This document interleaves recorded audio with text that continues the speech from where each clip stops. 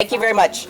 And thank you very much, Tova and Sean and everybody who organized this. I'm talking about the Asher's Second Temple, but a little bit of the background. So a few years after Ashurbanipal's death in 631 BCE, Assyria entered a prolonged civil war. And that internal instability opened the door for two former vassals, the Babylonians and the Medes, to dismantle the empire in a series of devastating campaigns. Now, in the summer of 614 BCE, Median forces under Cyaxares marched on the city of Ashur itself. They captured the city and destroyed its major monuments, including temples and royal tombs. The Babylonians arrived after the city had been destroyed, but apparently they arrived just in time for the plundering. 2 years later, in 612 BCE, the Babylonian-Median coalition besieged Nineveh for 3 months, and they breached the city's defenses and burned large parts of it after extensive plundering. Finally, in 609 BCE, the same coalition captured Haran. And this crushed Assyrian crown prince Ashur-uballit's last attempt to preserve Assyrian independence and brought the Assyrian monarchy to a final end. And this sequence of catastrophes is often treated as the final chapter in Assyrian history, and for obvious reasons. It marks the end of the empire. But it does not mark the end of the Assyrians as people.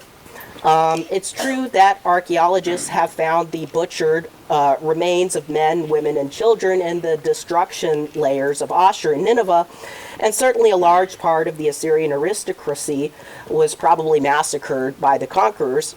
However, archaeology also shows that survivors continued, just like they did in Jerusalem, to live especially amongst the ruins. They did end up rebuilding the new city, but they literally lived in the ruins. And people built smaller houses using debris from destroyed buildings. And life in an altered form continued.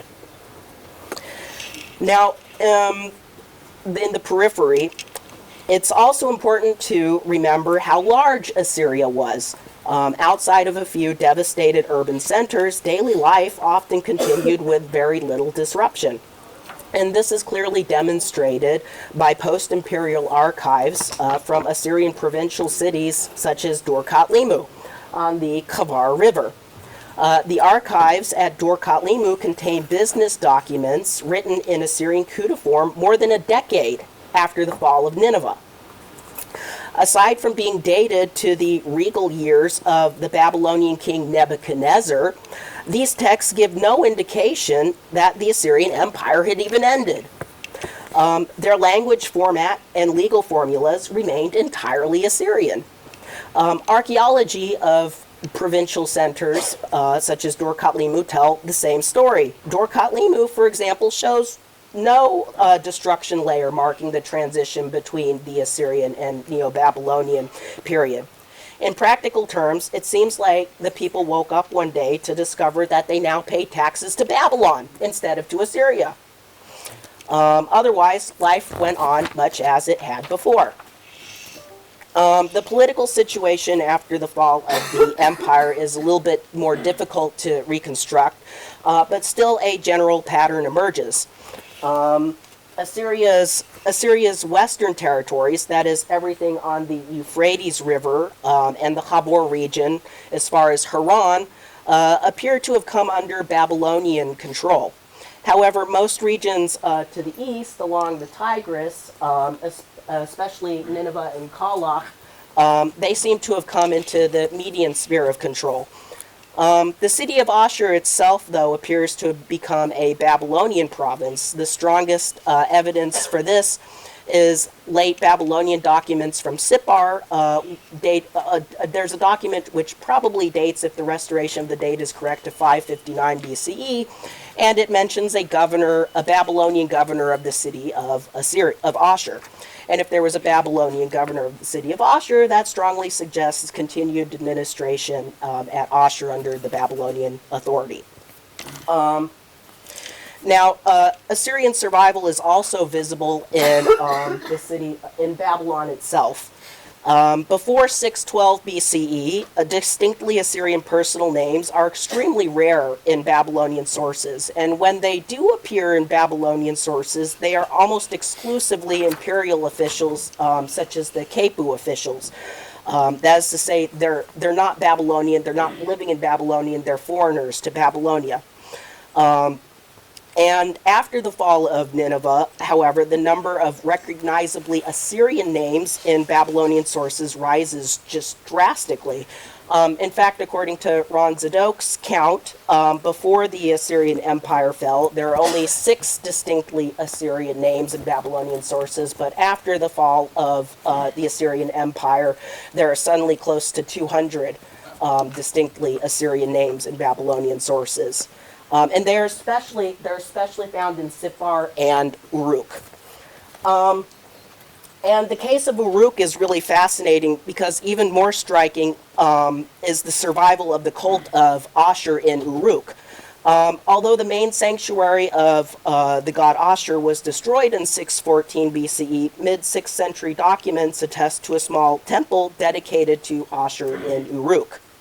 And while the archive of the temple of Ashur in Uruk has not been found, we know there was a temple in Ashur in Uruk because administrative tablets and texts from the Aeana temple in Uruk mention the personnel at the Ashur temple in Uruk. And these personnel associated with the Ashur temple in Uruk include brewers, butchers, and craftsmen. And many of them bear Ashur names.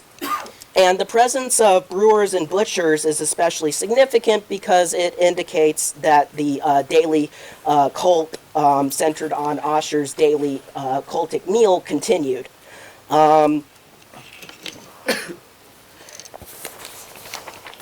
So the cult of Ashur survived in exile in Uruk, but as mentioned earlier, the city of Ashur itself was also never fully abandoned after 614 BCE. And Babylonian evidence points to continued administration, including a Babylonian governor in Ashur. And archaeology supports this picture. Parts of the city, especially the new city, were rebuilt, and other places became inhabited in the ruins. That is to say, even after the empire's fall, Ashur remained a place where communities persisted and adapted, particularly in religious life. And this helps explain the remarkable resilience of Ashur's cult. By the Parthian period, in the 1st and 2nd centuries CE, Ashur had recovered enough resources and status to support major building projects.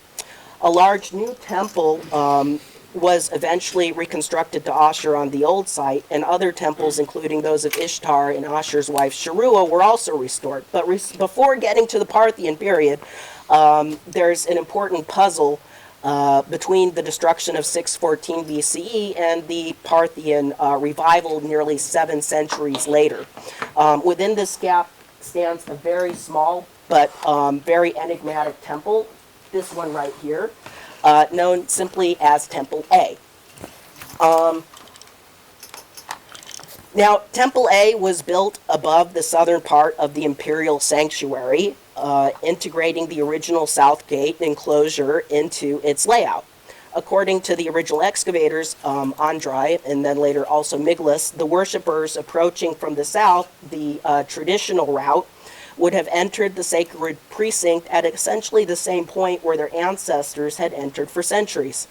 So even though the building was modest, its placement created a powerful sense of continuity.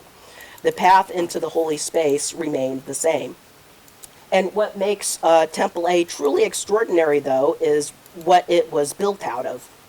Large numbers of Assyrian royal inscriptions were embedded into its fabric, set into its walls as pavement stones, reused as door sockets, threshold, and even stair steps. Many of these were clearly older foundation texts from the original Ashur temple itself. There were also a very high number of prisms, cylinders, and royal seals and inscriptions, and several land grant documents which were not only sealed by the king of Ashur, but were supposedly sealed by the seal of the god Ashur himself. And taken together, the collection spans Assyrian history from the early second millennium, figures like Erishum I, right down to the very last king, Sin Sharum Ishkum. And Walter Andrei, the original excavator, was struck by how odd this was.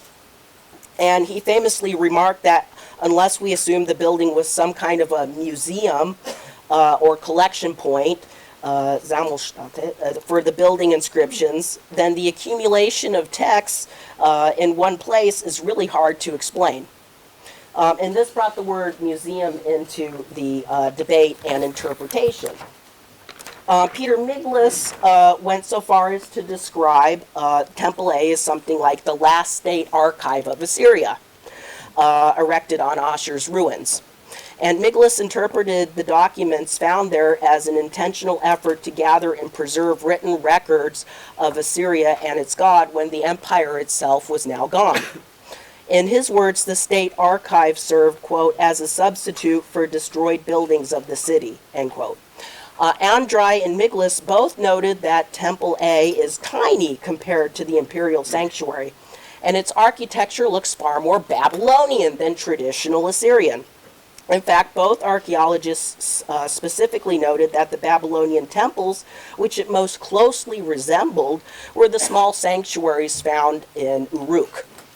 And this has opened the door to two very widely competing interpretations of what this means. So, according to Hans-Peter Schaudig, he's argued that Temple A's late Babylonian plan and its placement within the entrance to the ruined precinct, and especially the treatment of Assyrian inscriptions as paving stones and door sockets, that is, things meant to be walked on and tread on and borne down and erased, make better sense as an act of damnation, of domination, damnatio memoriae. In this view, Temple A is not a pious restoration at all, but a symbolic humiliation of Ashur by the conqueror, who literally builds over the sacred past and turns royal texts into construction material. Schaudig also points out that in later Parthian period, the area became associated with Heracles, or at least a naked statue of a guy holding a club. This could be understood as Heracles might be associated with Era or with Nergal, the god of destruction, and therefore he hypothesizes that Nergal was dedicated to the destruction of the city, and the Babylonians were celebrating the destruction of Ashur right there in the temple. A radically different interpretation has been proposed by Karen Radner. Radner argued that Temple A is best understood in the context of Cyrus's policy of restoration following the Persian conquest of Babylonian in 539.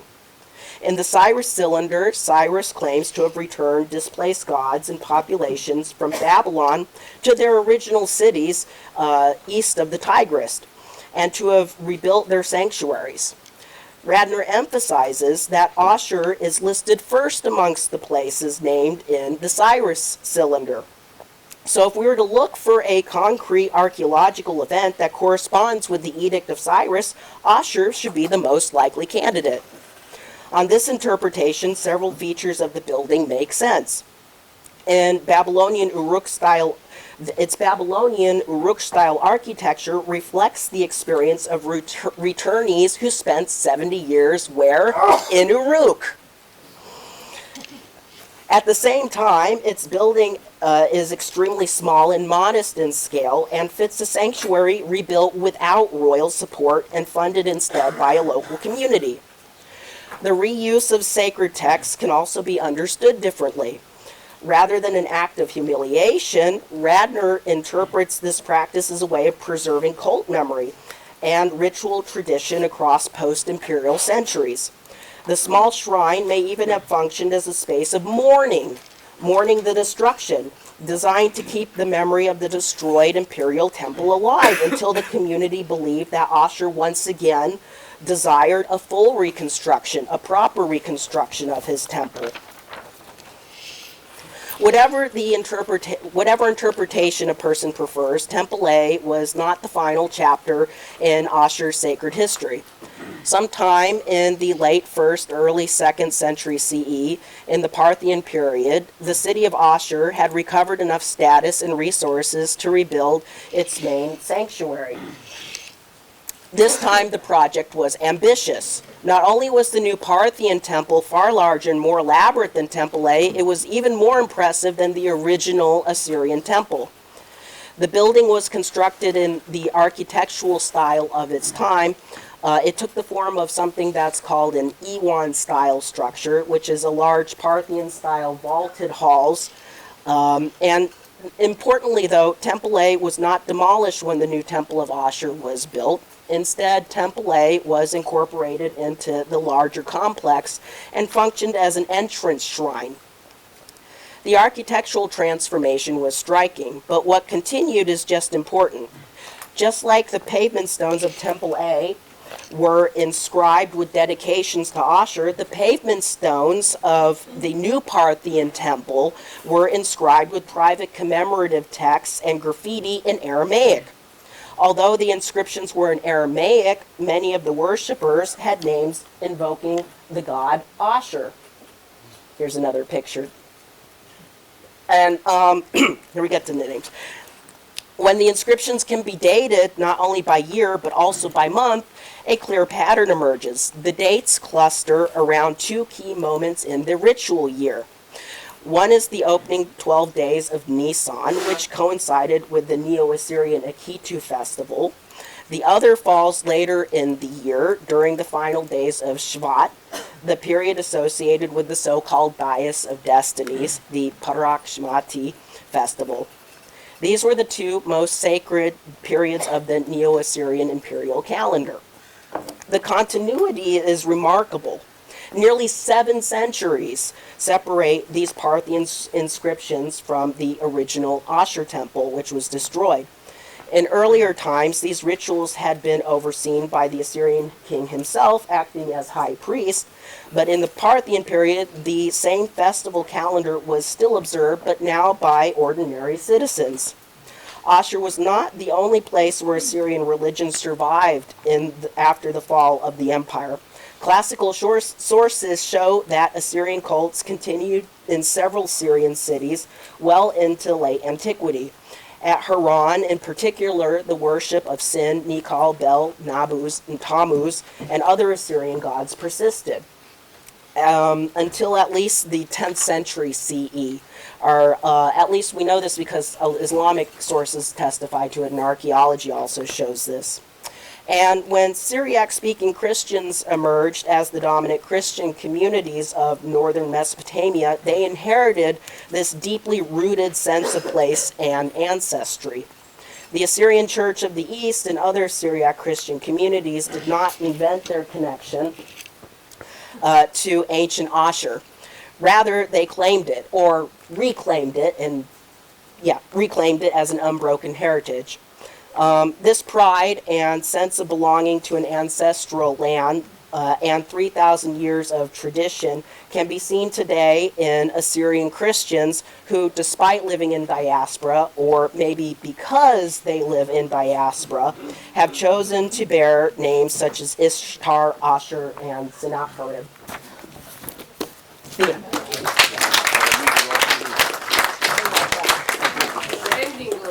Surprising. Yes. That was a great paper. Thank you so much. Very interesting debates on Ashur here. Yeah. This interpretation of the Temple A as the second temple, Karen Ratner's interpretation. I assume you are following that interpretation, actually. I think so. Yeah. I think I prefer that You interpretation. think you prefer it? Okay. I think it's hard to explain. But it has. Yeah. There's also a question of dating then, whether it's from the Neo-Babylonian period or the Persian period. So is there any archaeological indication for? I mean, can we date this temple with any amount of security? There is something like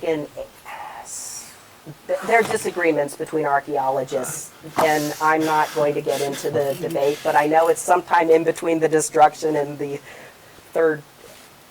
There's a range in which people say it could have been dated, but it's not certain if it's. Well, if it's late Babylonian, early Achaemenid, that's the biggest debate. Okay. And so could you reflect also on Avram Faust's observations about the policy of the Persians in terms of resettlement of these regions? I mean, does this fall into the same pattern that he was defining? Did you heard him speaking about it? Yes, I'm not sure how much wealth or agriculture or what, I'm not sure what economically they would have gotten out of it, but I'm sure they would have gotten something economic out of it. Yes. Maybe I can first answer Karel's please question do. because we actually know that it's only during the Hellenistic period that Assyria was really resettled. Like, there's a huge boom in the resettlement, but before that it's very empty. So between the fall of Assyria and basically the early Hellenistic period, there's very little settlement across Assyria. I don't know about the cities. It means like the triangle, right? Yeah. Ah, okay. So yes. Maybe another comment, sorry if I may. I don't know if you know, but Klaus Ambos suggested that the Ashur temple in Uruk is actually the precursor to the Anu temple that is then built during the late Persian and early Hellenistic period. So that there is a construction layer which we cannot date exactly, and he suggested that the Beit Resh that I mentioned yesterday, that actually is the Ashur temple that was built.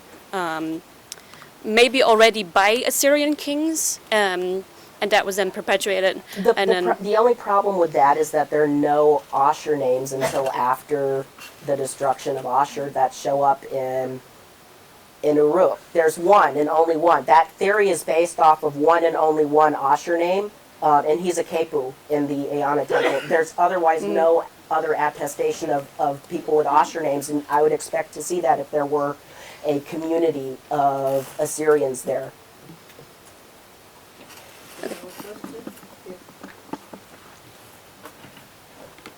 Thank you. The understanding that Radner gives to the Temple A suggests that people see temples as a way of expressing identity. How does that connect with the position that Tovan Shalom presented yesterday, where temples are largely the result of royal instigation or royal encouragement? How does the idea of local identity expressing temple connect with royal encouragement and royal instigation? I think it's a broad question. I'm not sure, but I would be very happy to hear your thoughts on that or anybody else's thoughts. I think it very much relates to the narrative in Ezra and Nehemiah that you spoke about yesterday, where there's this cooperation between royal permission and local instigation. Of course, the degree of royal permission, the degree of local instigation can be debated, and then of course the narrative doesn't always reflect the reality. Okay. But I think I think this is a very large question which really should be framed and addressed. How does temple building reflect local identity, local instigation, royal permission? I think we should give Faust lecture some time for reaction, right? Actually very shortly. So if somebody has now question to Faust, please. Yeah, for Faust? Yes. Go ahead. It's more like a comment. It's more a comment of people returning. I'm not sure if they're returning or not, but if you read, probably you did, the PhD of Iftach Shalev, who was here yesterday, then you will find resettlement of at least southern Phoenicia by people who are identified as Phoenicians. Where they come from, that's a good question. Why does it need to be resettled? Because there was nothing there for a long time. Now do you want to react? So? From both of you? No, from Dor northwards. Maybe also south, but I have to check again. It's about 10 years. You can stand up and react to the... No, okay. I agree. I think it's part of the same process. Yeah, exactly. That's why I mentioned it. Yeah, thank you. No, it doesn't. It's for them, for the... Okay, was a result of the destruction. This is mainly the Babylonian policy. Any reaction to Avi or to Yigal? I mean, we can open. Are you reacting to? Why don't we ask Avi? Oh, go ahead. Okay. You spoke about the fortresses and about the grants of land to the fortresses. I'd like to ask some of the people who are more familiar with the Assyriological material to comment on how that connects to the phenomenon of Hatru, of societies who are grouped together, and whether the empire uses societies who are grouped together for tax purposes, for administrative purposes, as a unit in resettling territories. Do any of those of you who... I just suggested this to Avi. We see in Al Yahud the law. I've just suggested this to Avi. We see in Al Yahud the local people, the local Shushanus, are ascribed for service purposes to the province of beyond the river, Avar Nahara, although they were not living there, and there was no province of Avar Nahara when they were registered as such. So maybe this has to do with it. Sorry? No, it was a province when the Persian administration operated, but it was not a province when they were exiled. So there was no prior reason to ascribe them to that province. It must have been a Achaemenid innovation. So it may have to do with that. You are already doing service there, so go settle there. Might as well. In other words, the assignment of these people to Avar Nahara Yes. is a precursor to their resettlement in Avar Nahara. A corollary in some way. Yeah. About the Hatru, I can just comment. I didn't mention it, but Taplin wrote extensively about it. Taplin, Chris Taplin. Yeah, he wrote extensively about it, and he mentioned a lot this concept and how it actually worked, based on the texts. Thank you. I think it's great time, Jonathan, and then we'll go to have some coffee and continue discussing around tea. No, you are the last one, and then we can get out. So, just my question to Avi again. Is, at least in the lists, I don't know how reliable they are, but if you read in the list in Ezra and Nehemiah, it really speaks about families coming together to villages. It does not speak about estates and fortress-like settlements like you mentioned. It really is an organic village coming back together. So that's a different picture than what you would describe. Wait, before you answer, I want to also read Caroline's question. Okay. Question to Faust. Not all Judean exiles returned to Zion. Do you think that partial repatriation was part of the Persian policy, or was it just a result of some not choosing voluntarily to return? Okay. I think I'll start with the second question, because my memory span is not that long. No, I think it was, let's say, maybe people wanted to return out of their own wishes, and I'm sure there were such people, but I think it was instigated by the empire. Let's say, I don't think under other empires this was really feasible. I mean, maybe some people would have returned to the place of their great-grandparents. It's not impossible, but I think as an organized policy it was probably enabled, and I think even encouraged by the empire. So again, that's my view. And about the list, see, I do remember, I tried hard. Actually, I think if you read them carefully, look, when people return, you always have the imagined communities to which you return. But I think if you read them closely, and if you look at the list, you see that it's like Sarei Pelech and Chatzi Pelech and all the other, which actually fits very nicely with an organized resettlement. This actually not, you're talking about like the rebuilding of the wall under Nehemiah, but when you look at the lists in Ezra 2... Yeah, so they return to either real or imagined place where their ancestors, again, lived or were supposed to live. That gave them like the legitimacy to claim the land and everything. And I think those estates were actually where they lived. Again, whether it's near or not, the original places where they were supposed to live. Great. I think we have a very lovely discussion. 11:35, we are back here.